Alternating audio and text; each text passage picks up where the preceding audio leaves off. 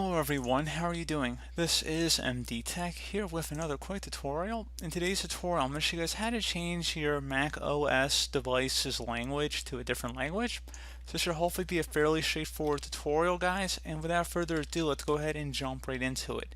So we're going to go ahead and start off by left clicking on a blank area on our desktop, and then you want to select the Apple icon at the top left corner of the screen. Select System Preferences. You can also select the icon down in your system dock as well. From here, you want to go ahead and select where it says Language and Region. So go ahead and left click on that. So at this point, you can go ahead where it says Preferred Languages, go ahead and click the plus sign. And then you can set it to whatever language you want and then select Add. And then it says would you like to use this new language as your primary language. Go ahead and select that, so it should be a blue option there. And there you go, guys, simple as that. You will need to go ahead and restart your computer, and you may need to adjust your keyboard preferences too if you're using a different language keyboard.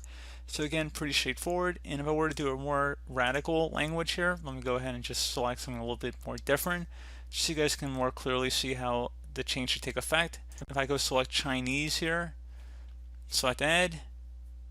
If I select that, you can see pretty quickly when it says select input sources, I'm going to go ahead and add the correct source.